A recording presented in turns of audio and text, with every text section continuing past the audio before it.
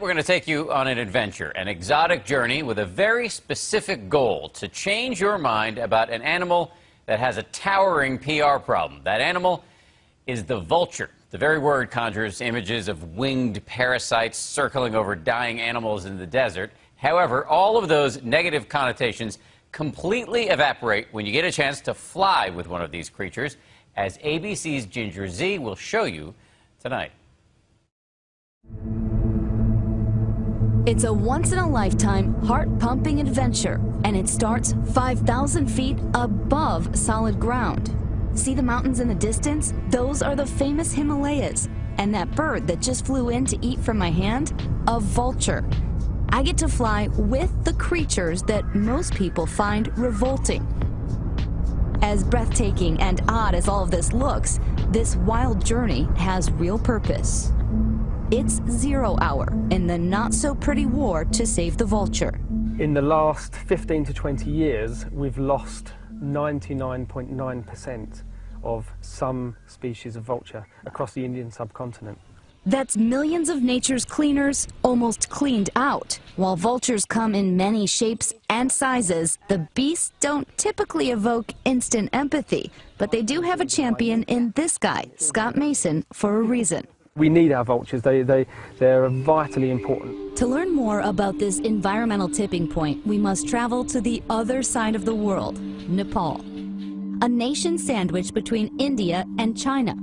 As the vulture flies, it's more than 7,000 miles from New York City. I'm hearing a lot of percussion. Whoa. It's Tibetan monks. Nepal is full of ancient culture and religion that bleeds into the streets. And those streets, they're full of curious children. Farmlands lined with weathered faces, cows and horses occupy the roads, a constant reminder that we are far, far from home. I've made a prayer. Hopefully our flight goes well. But the focus for this trip, the threatened vulture. We are in a village called Gachok, which is the location for a vulture feeding site. There's carcasses everywhere. It is a little eerie. The vulture's main predator, a cheap anti-inflammation drug given to cattle. The vultures are declining because of a drug called diclofenac. When the cow dies, the vultures feed from the carcass and diclofenac kills them. That's why Scott started this place, the Vulture Restaurant. It's one spot vultures can eat toxin-free. Does this give you joy? Yeah. It's just nice to see it working. I would think I would have been grossed out, but it's more the nature is like, wow. But Scott's plan to flip the vulture's script extends high above this, where we fly side by side with the endangered beast in a unique sport called parahawking. He has trained birds of prey, both hawks and vultures, to fly with humans. He trains them in Pokhara, Nepal, a near magical valley known for great flying for those with and without feathers. Being able to fly with vultures in the air shows the different sides to them, their majesty, you know, they're very intelligent birds. You know, it's kind of like swimming with dolphins, but, you know, the aerial version of that. And the birds? Well, allow me to introduce you. This is Bob. This is Kevin. They're Egyptian vultures.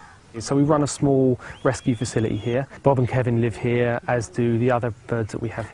We've had other Egyptian vultures in that we've actually released back into the wild. Kevin is one of those birds who would not have made it on his own. Tuck your elbow in as if you're holding a cup of tea. Yep. And now that Kevin and I have become accustomed to each other, Okay. It is like tea. Like I'm carrying a very fragile cup of tea. it's time to fly. So how will the bird get up to launch with us? He's going to come in a taxi with us. In a taxi? Yeah. Your first time in a taxi with a vulture? It was. Wow. Hello, Himalayas. Does this ever get old? Never. Parahawking looked a lot like the paragliding I've done before. Sans the meat. I got a whole pouch of beef. Kevin's favorite. It's important you keep the food covered because his eyesight's very good. We get checked for safety, Radio check. Yeah. Okay. and so does Kevin. Getting his camera on. Okay. 1, 2, 3, we go. Okay, and run.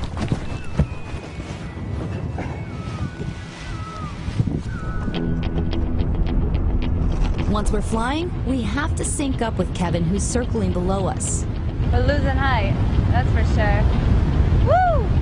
And then Okay, 3, 2, 1. the routine begins. Hey, Kevin. As we call him a half dozen more times, you can feel the rush of Kevin coming in. Hello again, Kevin. Yeah, we did it. It's magic. Forget that. It's not just magic, it's majesty. Here he comes. You say 3, 2, 1. And he's out. But all of a sudden, our flight is interrupted. One wild on him and another one coming in, Tracy. A native Egyptian vulture is harassing Kevin. He rolls on his back, flying upside down, defending with his talons. Okay, Kevin's heading home, so just call him when you can. We all have to get out of there fast. Oh! It was a bit of an adrenaline rush. We did a quick exit. We had a wild Egyptian vulture come in. We've got to sort of respect the wild birds. This is their territory, it's breeding season.